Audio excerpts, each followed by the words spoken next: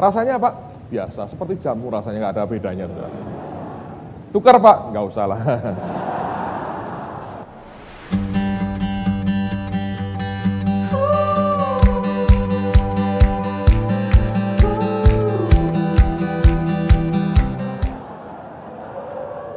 Oh rasanya sama, nggak usah ditukar-tukar lah. Nikmati yang engkau punya. Amen, saudara. Jadi kalau saudara belajar ya, saya mau berkata begini.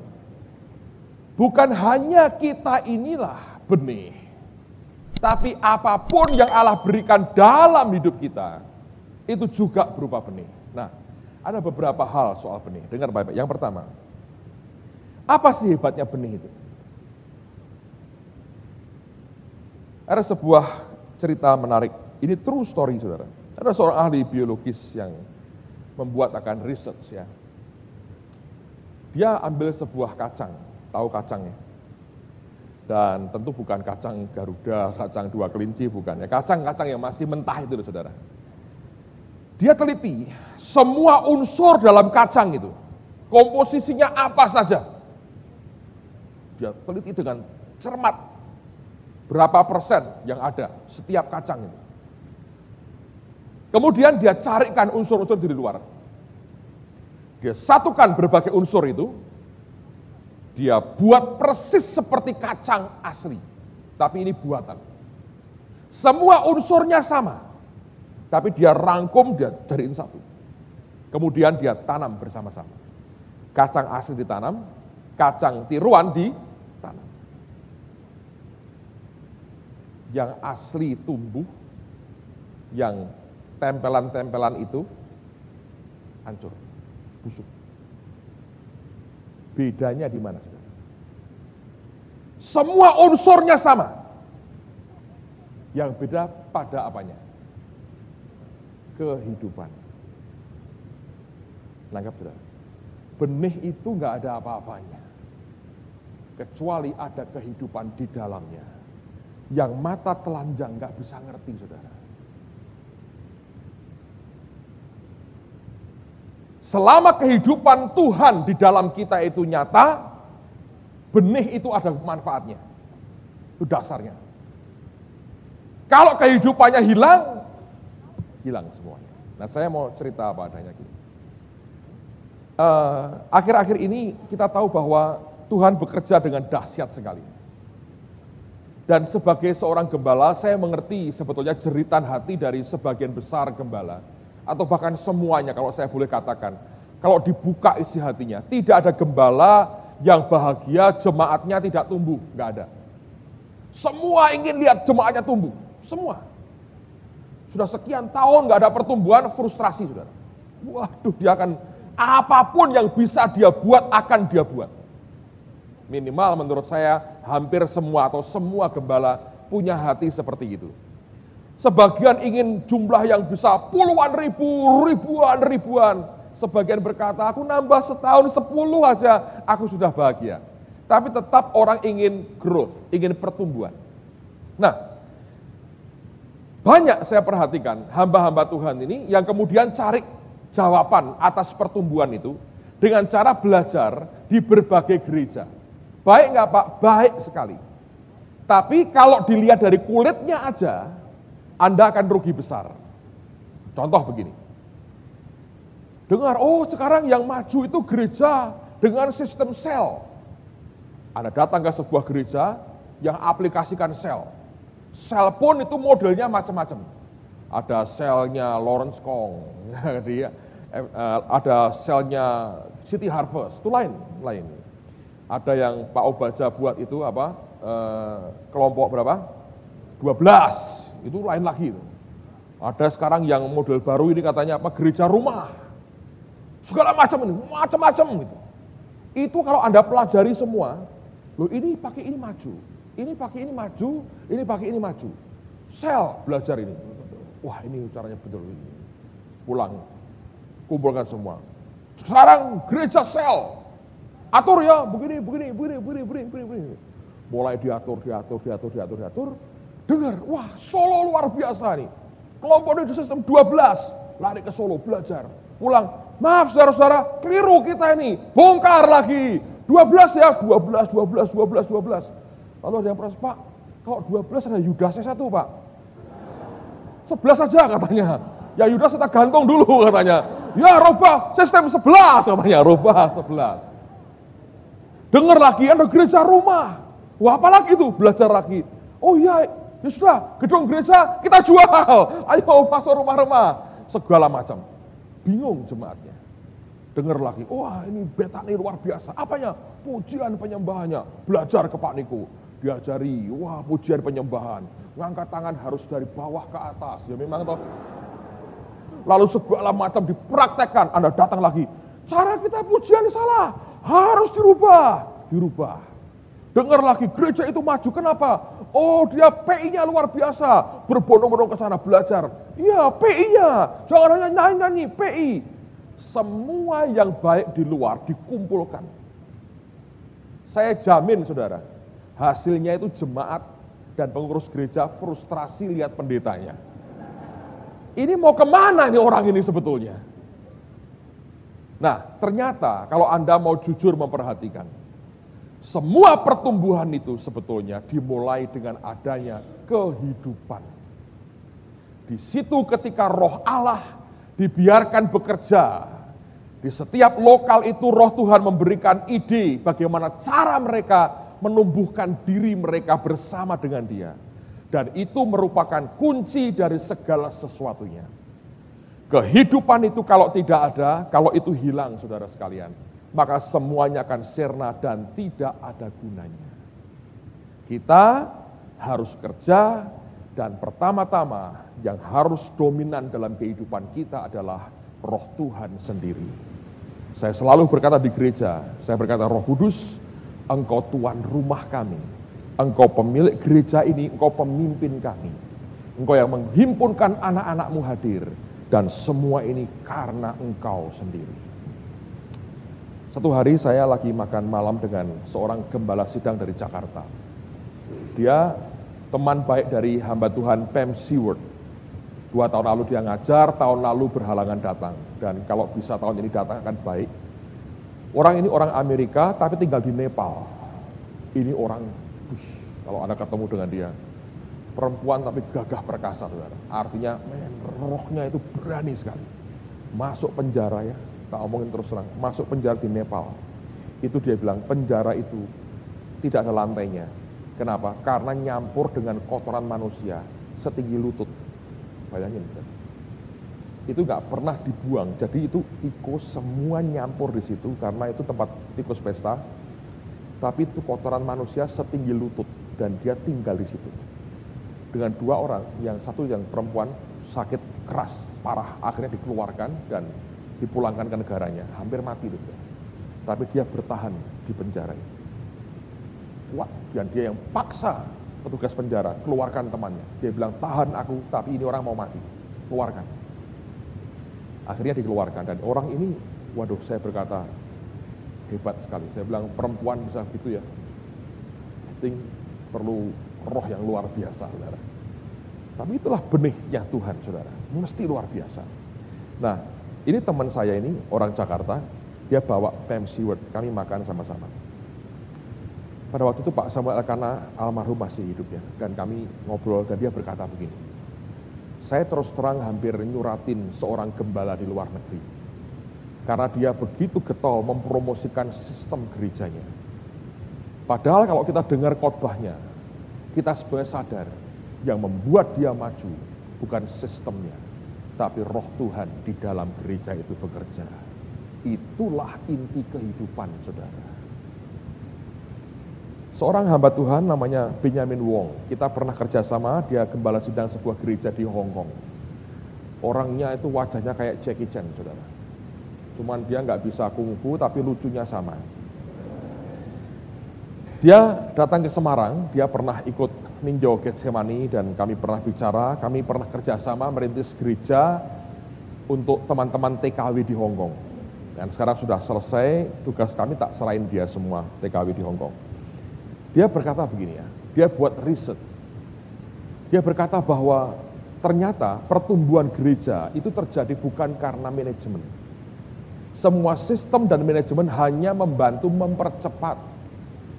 Tapi yang jelas adalah dia berkata, pertumbuhan itu sendiri ada oleh karena kehidupan di dalam gereja itu sendiri. Jadi bukan karena caranya, bukan metodenya. Metode hanya mempercepat, tapi tidak menumbuhkan sama sekali. Karena ada banyak faktor rohani yang tidak bisa ditiru secara jasmani. Jadi dengarkan baik-baik. Faktor yang penting buat sebuah benih adalah kehidupan di dalamnya. Kalau kehidupan di dalam kita itu Anda pelihara, Anda biarkan tetap ada. Itulah kemampuan multiplikasi yang Allah berikan di dalam kehidupan kita. Amen, saudara. Dan itu yang penting buat kehidupan kita. Saya berdoa Anda tangkap inilah. Karena kehidupan saudara dan saya ini bisa berakibat besar buat dunia ini. Dengan satu kehidupan aja, saudara, akan berarti sangat banyak buat yang lain. Satu orang dengan Tuhan, kehidupan Allah di dalamnya terpancar luar biasa. Dunia akan melihat ada hal yang luar biasa Allah buat lewat kehidupan kita. Nah, jadi saya mau katakan sekali lagi, yang pertama, faktor yang paling menentukan adalah kehidupan. Ada orang berkata, all living things grow. Semua yang hidup itu tumbuh. Kalau Anda ingin menikmati akan daya multiplikasi Allah yang luar biasa, jangan pernah mengabaikan akan pertumbuhan itu. Kehidupan, dalam kehidupan Anda. Nah, faktor yang kedua yang saya mau ajak Anda perhatikan adalah begini. Sekalipun ada kehidupan, ya, jadi kalau saya boleh gambarkan, penampangnya kira-kira begini, saudara. Kalau ini benih ya,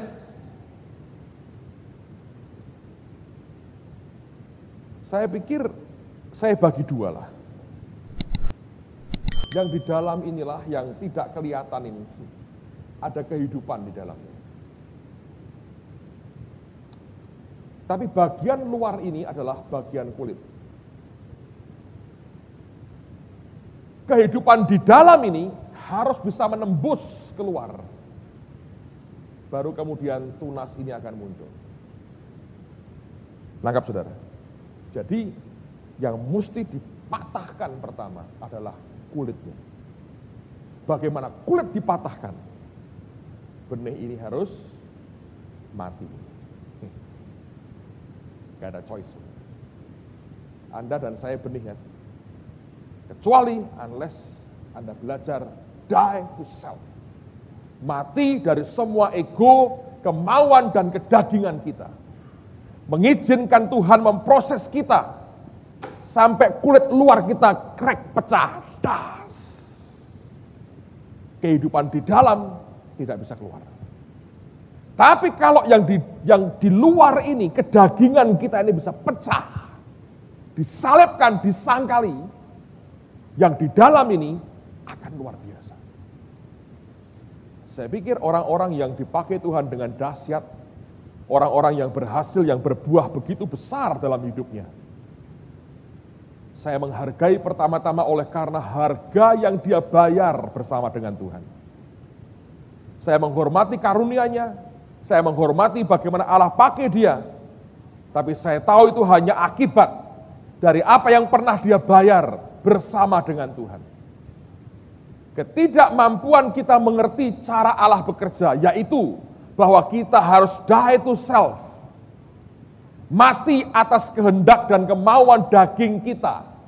Kalau kita nggak ngerti itulah kehendak Tuhan, sampai kapanpun kita tidak akan pernah menikmati pertumbuhan apapun, sekalipun potensinya di dalam. Saya beri sebuah true story lagi. Sekian tahun yang lalu, bertahun-tahun yang lalu, seorang ahli dari Inggris, seorang ahli botanik, namanya Dr. Lindsay. Orang menyebut sebagai Sir Lindsay. Dihormati oleh pemerintah Inggris, oleh kerajaan. Di suatu piramid yang mereka temukan. Dan mereka menjumpai akan peti yang berisi mumi. Nah, sebelum mereka buka peti itu, mereka kumpulkan akan semua ahli yang berkepentingan dari berbagai penjuru dunia, termasuk Sir Lindsay ini. Mereka angkut akan mumi itu di sebuah ruangan yang diatur begitu rupa yang steril. Lalu mereka buka akan mumi itu, dan ternyata itu mumi seorang putri atau wanita bangsawan zaman 3.000 tahun sebelumnya. Mumi itu berumur 3.000 tahun. Nah, waktu dibuka, oleh karena kena udara, orang bisa melihat dalam sekejap sebetulnya di tangannya itu ada seonggok bunga yang sudah kering dan sudah hancur sebetulnya. Tapi kemudian jadi debu begitu kena udara. Dan Lindsay masih bisa melihat pada bagian-bagian tertentu dari tangan orang ini, itu jatuh beberapa butir biji dari bunga itu, yang umurnya sama dengan mumi, sudah berapa? 3.000 tahun. Dengan hati-hati dia ambil biji itu, lalu dia bawa pulang ke Inggris. Ahli lain, teliti yang lain. Dia pulang ke Inggris, dia masuk ke laboratoriumnya, dan dia coba tanam akan biji yang sudah berumur 3.000 tahun. Saudara. Ketika dia tanam biji itu, sekian minggu kemudian, dia atur dengan suhu udara yang tepat dan sebagainya, dia buat begitu rupalah. Tapi yang jelas dia tanam biji itu, sekian minggu kemudian dia kaget. Dia menjumpai ada tunas kecil yang mulai tumbuh di atasnya. Dan ketika dia pelihara, dia pupuk, dan dia rawat akan tunas itu, tumbuh jadi sebuah pohon, dan menghasilkan bunga yang indah sekali. Dan orang-orang semua datang ke laboratoriumnya dia dan bertanya, luar biasa ini. Apakah ini dari benih itu? Iya, 3.000 tahun tersimpan di kotak mumi, hari ini dia ketemu habitatnya, dan dia tumbuh. Lalu orang bertanya, Lindsay, kamu beri nama apa bunga ini? Dan dia berkata, aku menghormati seorang ahli botanik dari Swedia yang bernama Dahl. Dan untuk menghormatinya, aku beri nama bunga ini dahlia. Anda ngerti, sebagian dari jenis dahlia yang hidup di dunia hari ini pernah hidup 3.000 tahun yang lalu di Mesir. Benihnya dari benih bunga 3.000 tahun yang lalu. Bayangkan itu ya, potensi terkubur 3.000 tahun. Kita ini manusia biasa, ya. Kedagingan kita ini maunya nonjol, saudara. Semua kita kan masih hidup. Anda kalau dicubit kan sakit. Anda kalau diberi uang 3 juta kan ya senyum walaupun tidak terlalu lebar mungkin ya. Ya kan, Anda diberi mobil baru kan Anda walaupun tertawa tidak terlalu keras tapi kan cukup meledak toh. Daging tetap daging kok saudara. Dan daging itu senang kalau dimasukkan di kotak mumi. Apalagi ditakuti orang. Ya toh, kalau Anda masuk di kotak mumi kan orang takut dengan saudara. Dekat pun segan. Ini ada mumi ini, keramat. Banyak orang Kristen ingin dikeramatkan, tanda petik. Dagingnya ingin dikeramatkan. Tidak pernah mau disangkali.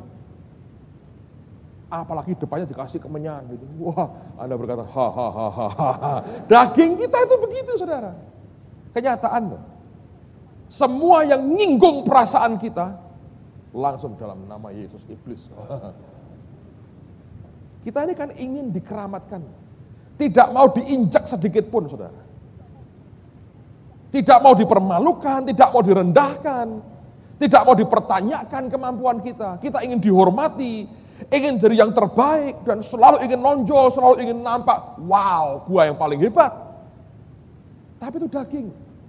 Kalau kita mempertahankan cara hidup seperti itu, dan tidak belajar die to self, sekalipun potensi multiplikasi hebat tersimpan, kalau Anda bisa berumur 3.000 tahun, tetap tersimpan 3.000 tahun. Tapi daya multiplikasinya, keindahannya, tidak pernah keluar. Dan orang tidak akan pernah mengerti betapa luar biasanya Allah di dalam kita, saudara. Jadi setiap kali Tuhan memproses kehidupan kita, nikmati proses itu dan berkata, Tuhan, ini baik buat aku Tuhan. Ini baik buat aku. Ini tidak enak buat dagingku, tapi baik buat rohku. Dan baik buat kerajaanmu. Karena hakikatnya kita mesti ngerti yang namanya die to self. nyangkal daging, sangkali semuanya. Jangan gampang berontak, saudara. Dengan apa yang Tuhan kerjakan, belajar terima. Karena sekalipun ada daya multiplikasi, di dalam kita itu tetap potensi terkubur kalau tidak ada kematian atas daging kita. Nah, saya akan tunjukkan sebuah kisah. Coba buka Matius 16, ayat 13 sampai dengan ayat yang ke-20 dulu. Silahkan Victor. Matius 16, 13 sampai 20. Matius 16, 13 sampai 20. Setelah Yesus tiba di daerah Kaisarea Filipi, ia bertanya kepada murid-muridnya, kata orang, siapakah anak manusia itu? Jawab mereka, ada yang mengatakan Yohanes Pembaptis, ada juga yang mengatakan Elia, dan ada pula yang mengatakan Yeremia atau salah seorang dari para nabi. Lalu Yesus bertanya kepada mereka, tetapi apa katamu, siapakah aku ini? Maka jawab Simon Petrus, engkau adalah Mesias, anak Allah yang hidup. Kata Yesus kepadanya, berbahagialah engkau Simon bin Yunus, sebab bukan manusia yang menyatakan itu kepadamu, melainkan Bapa-Ku yang di surga. Dan aku pun berkata kepadamu, engkau adalah Petrus, dan di atas batu karang ini, aku akan mendirikan jemaatku dan alam maut tidak akan menguasainya. Kepadamu akan kuberikan kunci kerajaan surga. Apa yang kau ikat di dunia ini akan terikat di surga, dan apa yang kau lepaskan di dunia ini akan terlepas di surga. Lalu Yesus melarang murid-muridnya supaya jangan memberitahukan kepada siapapun bahwa ia Mesias. Sampai hari ini Gereja Katolik sangat menghormati Petrus sebagai paus pertama. Kalau Anda ke kota Kapernaum, tahun depan kita buat tur ke Israel.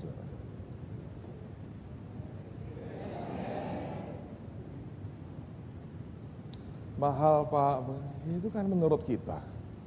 Kalau Tuhan mau kan semua bisa. Yang penting bagus tuh aminin dulu saudara. Nanti urusan belakangan. Jadi baru diajari tadi pagi firman Tuhan. Kita memperkatakan yang Tuhan sediakan buat kita.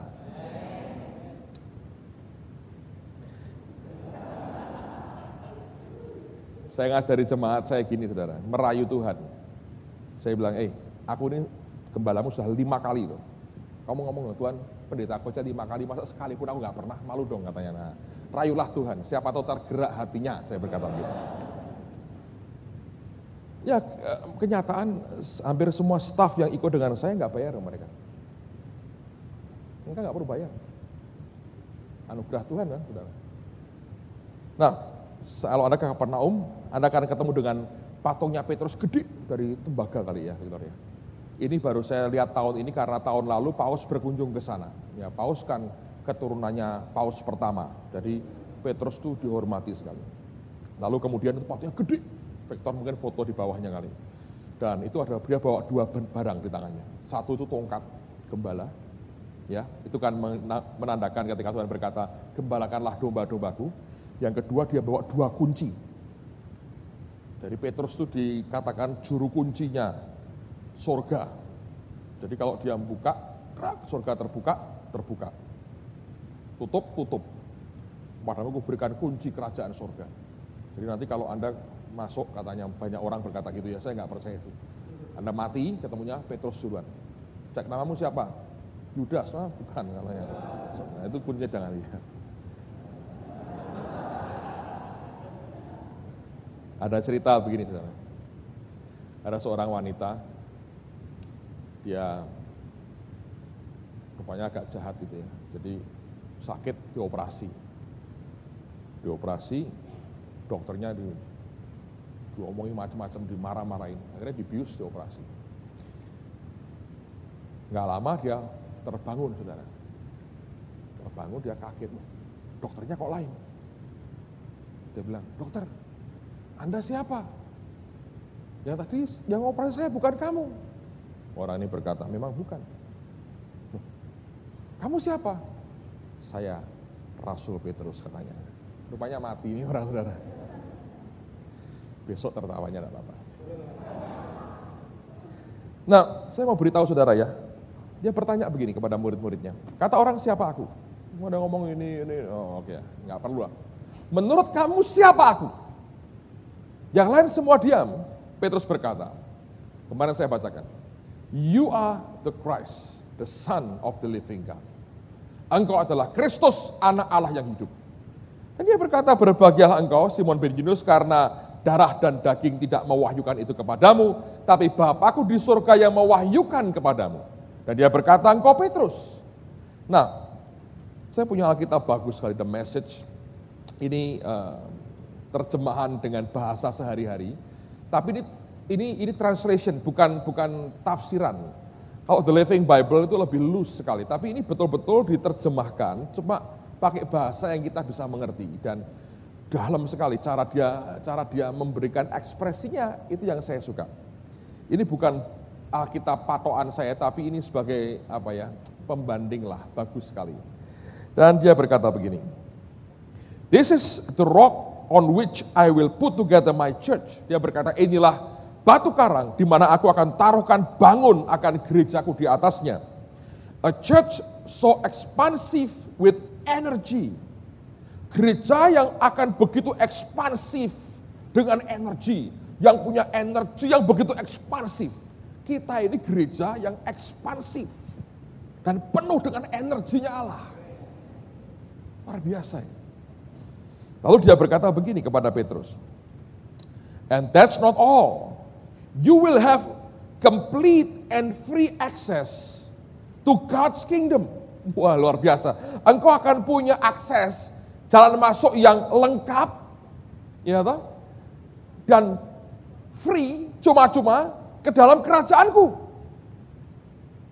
Bagaimana Anda bisa pikir si Petrus ini ketika dengar begitu, luar biasa. Nah, saudara harus mengerti begini ya. Kondisi pada waktu itu adalah begini.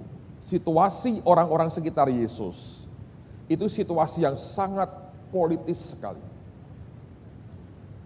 Kalau kita perhatikan dengan hati nurani jujur, 12 murid itu, most of them atau semua mereka bersaing sebetulnya. Karena mereka ributnya begini, siapa terbesar di antara kami? Nah, kurang ajarnya, setiap kali Tuhan baru berkata, nanti aku bakal mati, langsung rebutan kekuasaan. Makanya mungkin para murid itu orang Indonesia kali saudara. Ribut terus sekarang ini. Itu mungkin ini keturunannya rasul-rasul itu yang ribut itu. Jadi siapa terbesar di antara kita? Ributnya begitu terus. Itu seperti gini loh. Anda punya orang tua, ya, baru ngomong gini ya orang tua, nasihat berkata, nanti kalau aku mati, aku kubur di sini aja ya. Baru ngomong gitu, anak-anak sudah ribut berantem warisan. Ini kan anak kurang ajar loh saudara, kayak begini. Nah ini gitu, situasinya adalah situasi kompetisi. Atmosfer untuk berkompetisi itu kuat di antara para muridnya Tuhan. Nah, ini yang menarik saudara. Lalu kemudian Petrus mendadak terima pewahyuan. Siapa Yesus? Dan Tuhan berkata, berbahagia engkau Simon bin Yunus. Dan dia berkata, ini aku akan dirikan gereja di atasmu, kau batu karang. Aku berikan kamu kunci dikasih semua. Bayangin kepalanya Petrus gedenya kayak apa. Wah. Dia berkata, ini dia, gua yang pegang kunci.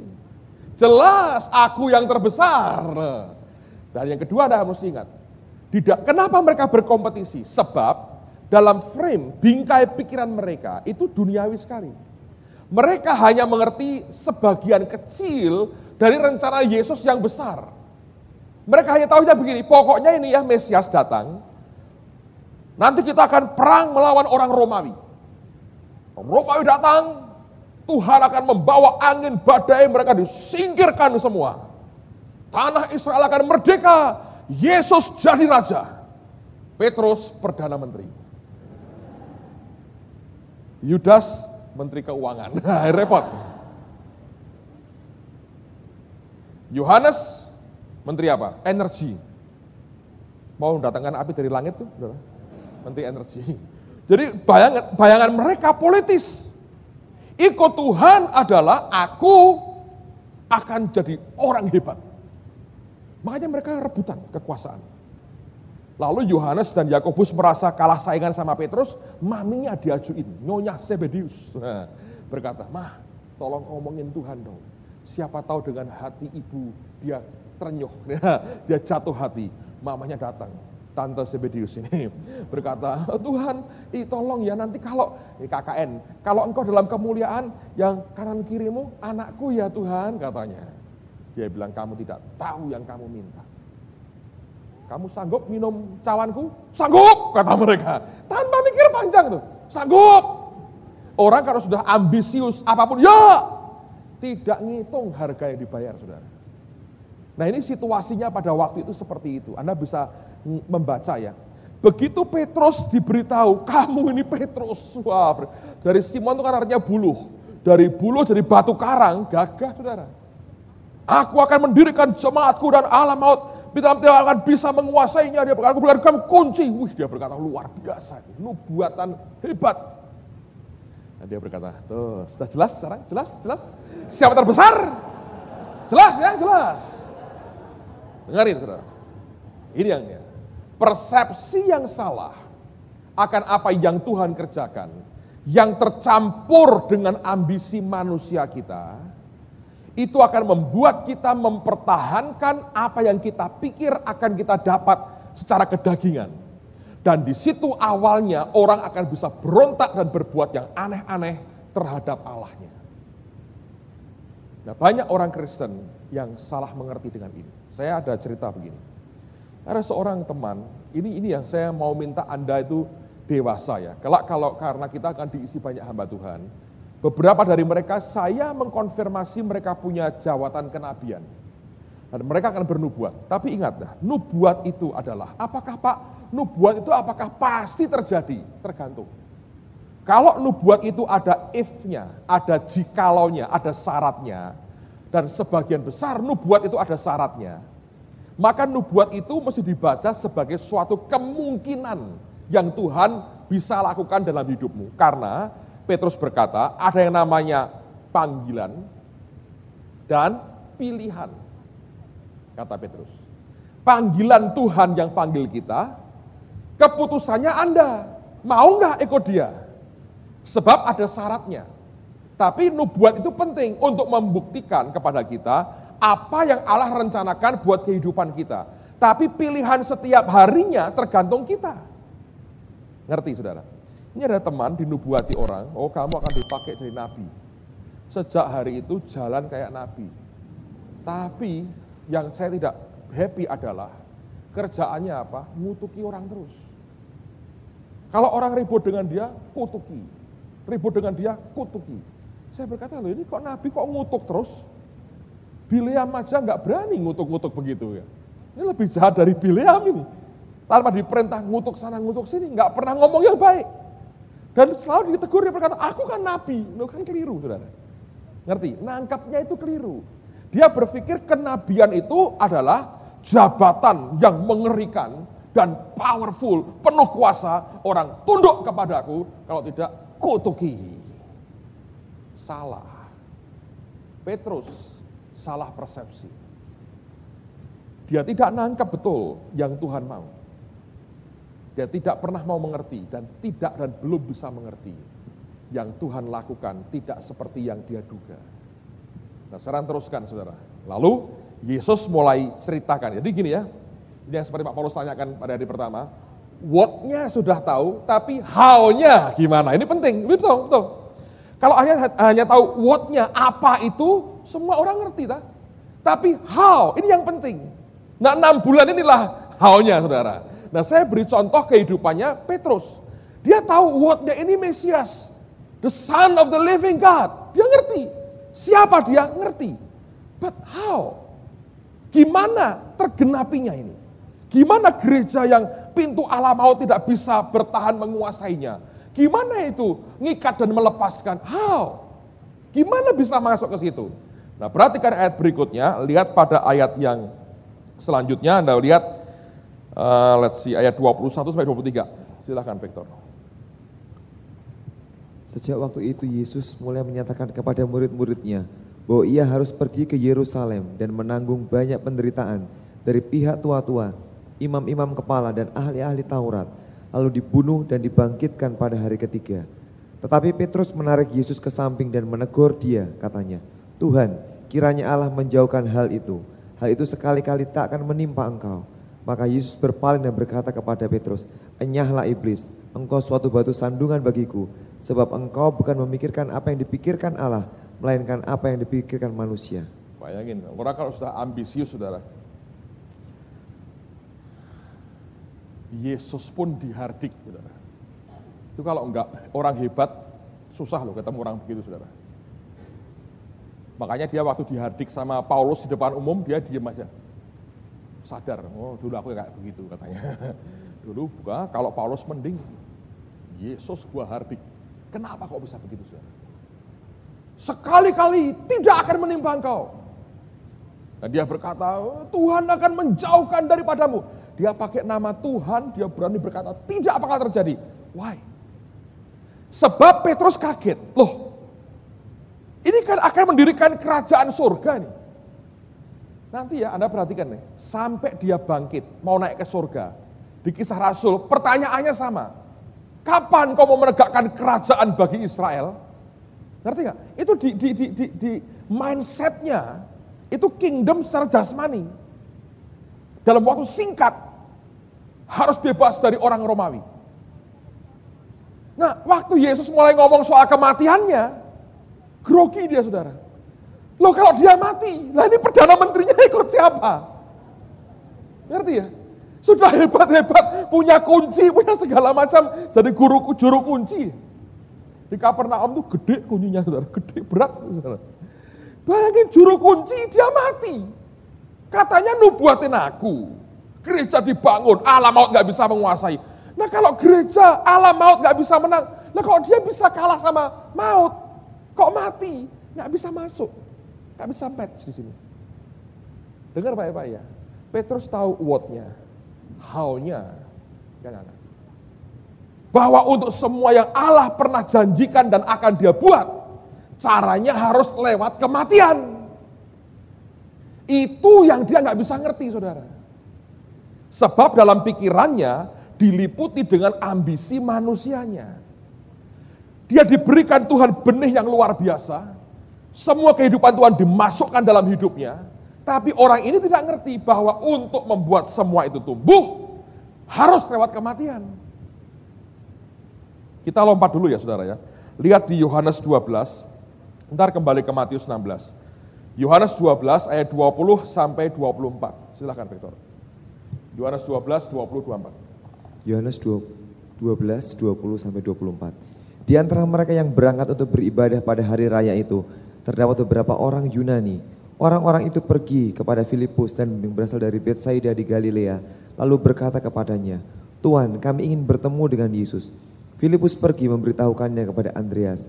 Andreas dan Filipus menyampaikannya pula kepada Yesus. Tetapi Yesus menjawab mereka katanya, telah tiba saatnya anak manusia dimuliakan.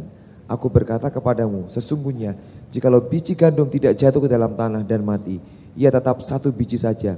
Tetapi jika ia mati, ia akan menghasilkan banyak buah. Lihat, apa hubungannya nih? Ada orang Yunani datang, dia ngomong soal kematian, soal biji gandum yang mati. Dengar saudara. Baca di kitab Injil, Anda akan mengerti, Yesus ketika hidup di dunia 2000 tahun yang lalu, daerah tugasnya terbatas sekali. Hanya 1-2 orang asing yang dia mau layani, tapi sisanya dia datang untuk orang-orang Israel. Kepada perempuan Syro-Fenisia dia ngomong, aku datang untuk anak-anak Israel, bukan untuk bangsa lain. Dia bilang, anak dulu dapat makan, anjing tidak usah. Untung orang ini rendah hati, anjing kan dapat makan remah-remahnya Tuhan, lalu dia sembuh. Tapi Tuhan sadar, dia punya daerah batasan kerja yang jelas. Waktu orang Yunani datang mencari dia, itu merupakan tanda bahwa kebenaran yang dia bawa itu harus menghasilkan ledakan rohani yang besar buat seluruh dunia. Jadi kebutuhan kebenaran itu dunia mulai lihat. Nah ketika dunia mulai datang berkata kami juga mau, dia sadar waktuku sudah habis. Aku harus jadi benih yang mati. Dan dia mulai ngomong soal biji gandum yang harus mati. Nangkap saudara. Sebab dia tahu Kecuali aku mati, dunia nggak mungkin dimenangkan. Tapi ini sekarang Yunani mulai datang, dia sadar waktunya sudah habis. Kebutuhan akan Injil buat dunia sudah mendesak sekali, dan dia harus mati. Itulah haunya, saudara. Supaya kehidupan di dalam ini bisa keluar. Nah, kita ini akan mengalami dan sedang mengalami, bahkan sudah mengalami, sejak kita ikut Tuhan Yesus, dengan berbagai hal yang menekan kita, yang membuat daging kita maunya berontak. Berkata, ini nggak bisa begini Tuhan. Aku mau yang enak. Dia berkata, tidak bisa anak. Engkau harus mati, die to self. Tidak ada choice lain. Nah, sekarang balik ke Matius 16. Saya bacakan terjemahan di sini, interesting sekali.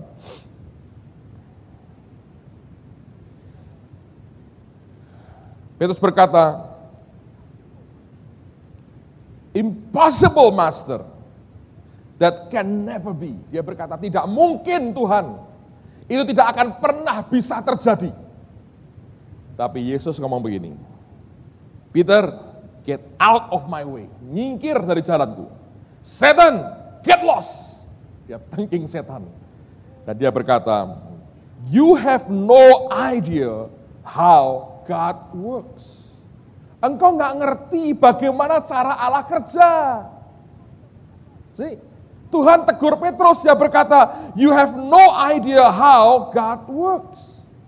Engkau nggak ngerti, engkau nggak punya ide bagaimana Tuhan kerja. Kamu sudah ngerti kan yang aku mau begini, gereja yang kuat, yang ekspansif, penuh dengan energi. Aku bangun di atas imanmu itu. Aku berikan kau kunci, otoritas, power, luar biasa. But, dia berkata, you have no idea how God works. Engkau gak punya ide bagaimana caranya, cara Tuhan membuat semua itu terjadi. Lalu kemudian dia berkata, then Jesus went to work on his disciple. Lalu Tuhan ngomong, dia garap akan murid-muridnya. Dan dia berkata begini, anyone who intends to come with me has to let me lead. Dia berkata kalau ada orang yang mau ikut aku, dia harus mengizinkan aku yang mimpin. Dan dia berkata, you are not in the driver's seat, I am. Engkau tidak duduk di kursi sopir, aku yang jadi drivernya. Kamu kenanya, kamu duduk aja di sampingku. Nangkap saudara, ini terjemahan bagus sekali, membuat at least membuat kita gampang ngerti gitu loh yang dia mau ya. Dia berkata, anyone who intends to come with me has to let me lead. Semua orang yang mau ikut aku harus mengizinkan aku yang pimpin. Dan dia berkata, you are not in the driver's seat, I am. Dia bilang, engkau tidak duduk di kursinya sopir, aku ini sopirnya. Jadi suruh kemana-mana, aku yang nentuin kemananya. Nangkap ya? Dan kemudian dia berkata, bagus sekali. Don't run from suffering. Jangan engkau lari dari penderitaan. Embrace it. Peluk aja itu. Terima aja, rangkul itu penderitaan. Dia berkata, follow me and I'll show you how. Ikut aku akan tunjukkan kepadamu bagaimana caranya. Self-help is no help at all.